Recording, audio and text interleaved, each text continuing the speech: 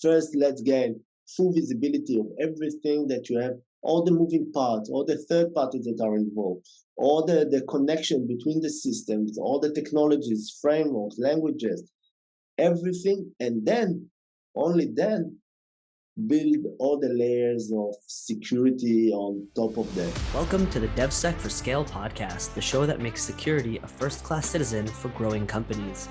My name is Jeremy Hess, Head of Developer Relations at Achilles, the secrets management SaaS platform.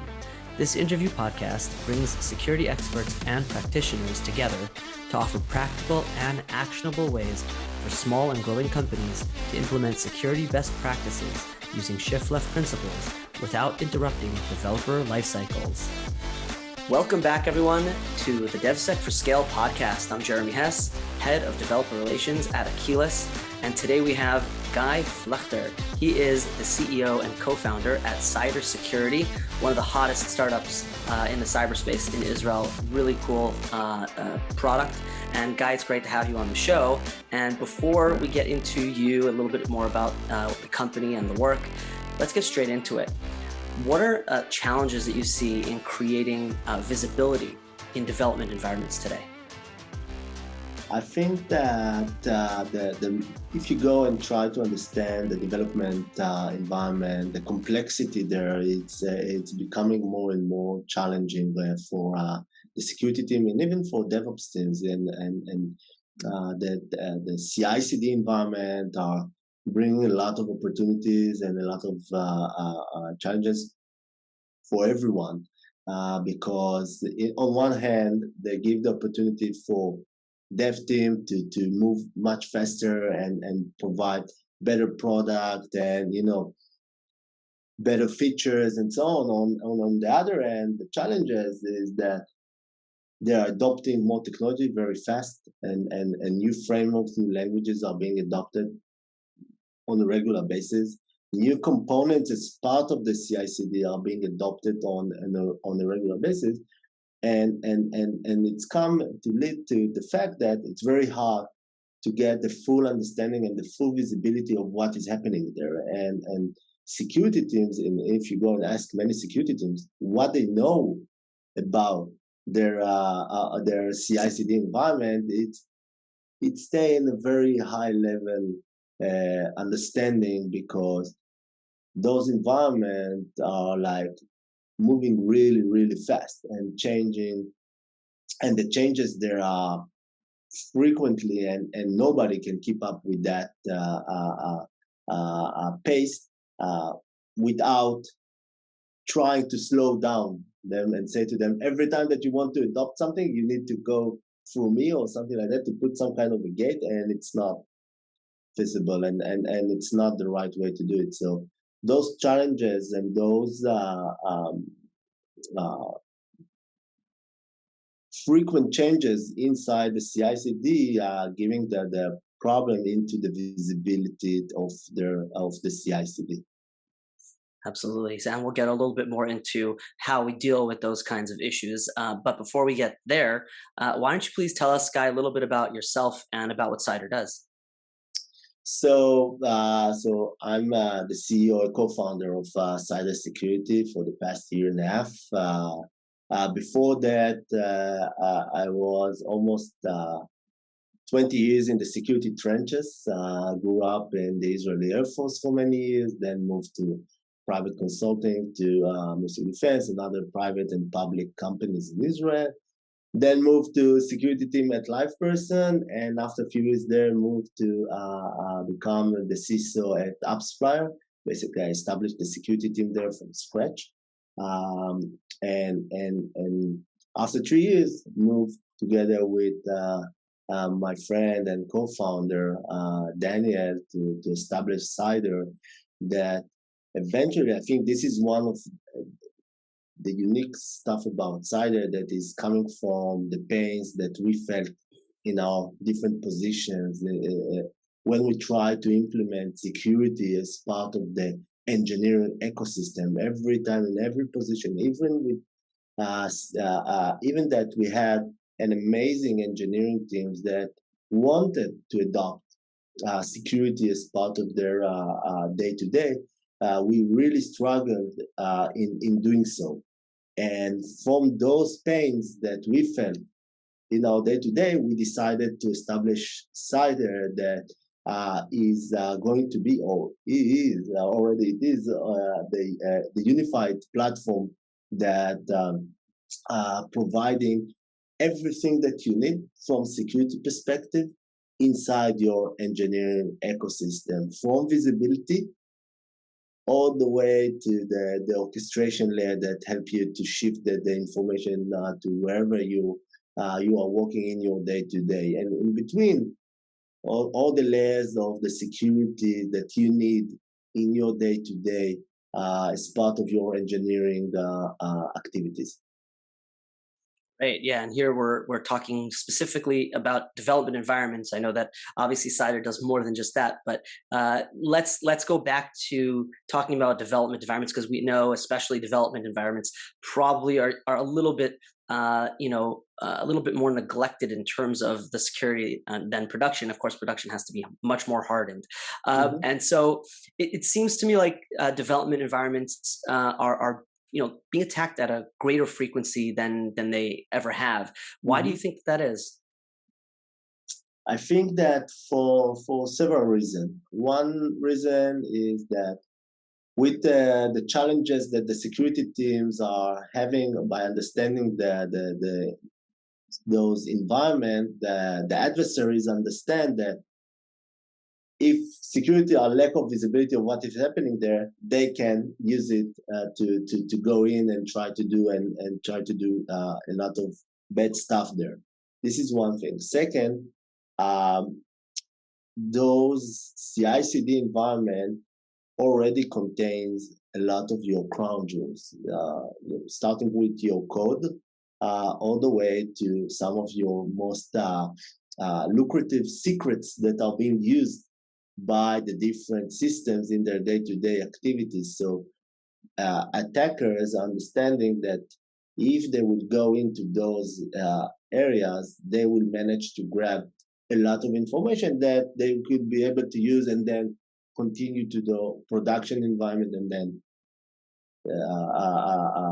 game over from their perspective. And we saw it. We saw it in many attacks, starting from SolarWinds, Code Code, dependency confusion, and a lot of other attacks that happened just in the last year. So and from the recent Gartner that I read, by the end of 2025, almost 50% of the companies will suffer some sort of attack on their development environment.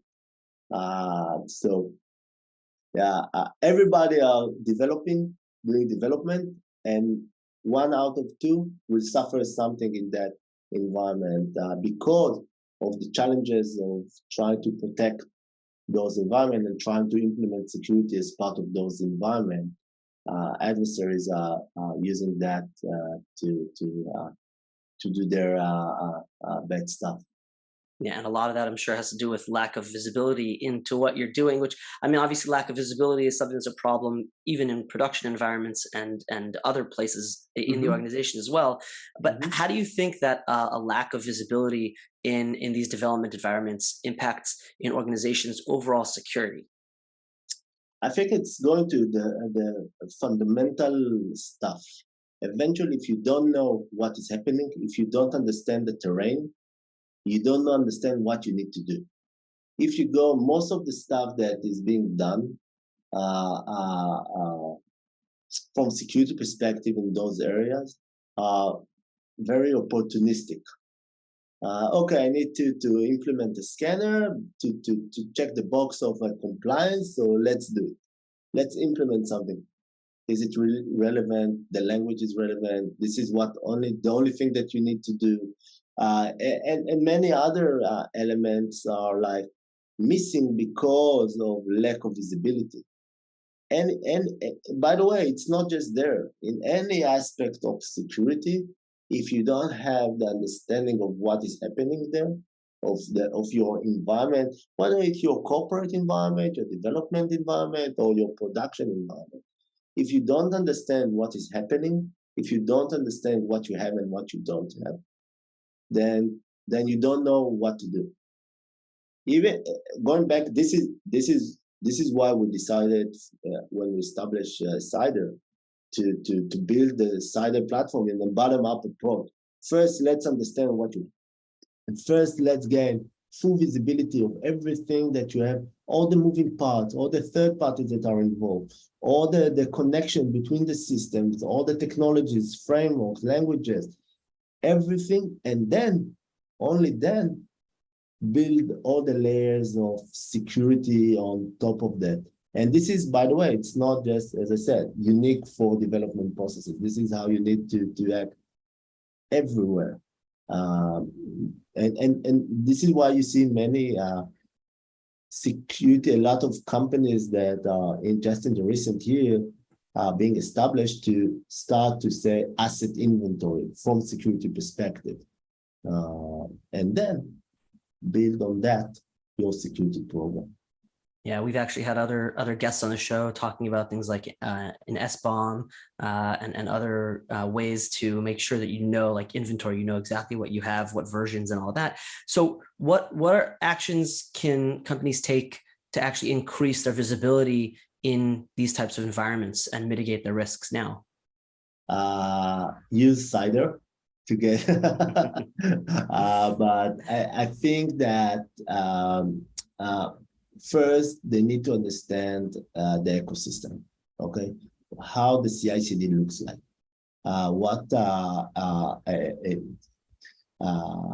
tools are being used as part of their CI/CD, what SCM solution they're using, what CI, whether they're using Artifactory, container registry, how the deployment is being done, and all the other stuff. Once they understand that, try to understand what is flowing, and or before that, try to understand the connection and the relations between those systems. And then after you understand that, try to understand what is, you can say, flowing inside those processes. It's not an easy task, because going back to your first question, the frequent changes there require from you to think of something that will allow you to do a lot of this stuff in a real time, to understand if tomorrow morning some development team is starting to use a new framework, a new language, you need to do it, you need to understand it in real time. You don't need to stop them, but you need to understand something has changed in your development environment. A new pipeline was created with an access to different secrets and so on. A new image is being used. A new third-party package was started to be used by your development, or a new third party was connected to your SCM or to your CI and so on. And so you need to understand this in real time. And then once you understand it, then start all the other layers of security. Great. Yeah, absolutely. Definitely got to start from bottom up, like you said. It's understanding the basics first before you can run, you got to walk. Mm-hmm. Exactly. And as I said, the problem today, because of lack of understanding of the engineering environment, a lot of security teams, and it's not their fault, it's very complex environment, are doing a lot of opportunistic stuff. Okay, let's connect this scanner, let's connect that scanner, let's maybe do something in that area, but it's not coming or driving from, okay, understand what we have, and then build the layer. Again, bring the scanner that you need. Reduce the risk of reaching to a specific secret that you know that someone can reach it, and so on. Got it. Got it. So one of the questions that I like to ask all of the guests I have on the show is about dog fooding and using your own product. So do you use cider at Cider? Yeah, of course, of course. From day one, we are like design partner zero. We are working the engineering are working with that. The DevOps are working with that. Everyone are working with that on a daily basis. It's a must from my perspective, from our perspective. It's not something that if you are not experiencing your product, you don't understand your customer. If you will feel the pains of using your product or something that is not working properly, then you will never understand the pains of your customer when they come and say, okay, listen, this feature is not working for me in the right way. And you say, why? I think it is working great. If you never try it on you, then it's bad practice. And because we are development, we have development processes, so it's a must to have cider as part of the development process for any company. Absolutely, absolutely, for sure. So last question I'd like to ask all of my guests is, can you give us one or two tips for developers in smaller and growing organizations to implement security best practices into their routines that doesn't interrupt too much of their daily work? I think that the most important part, I think it starts with baby steps. Start with something basic, such as secrets, okay? Then move, because you don't need, for example, a security expert to understand if you have secrets hard-coded in your code or something like that. And then move to other layers, such as scanning your Terraform, if you're using Terraform or something like that.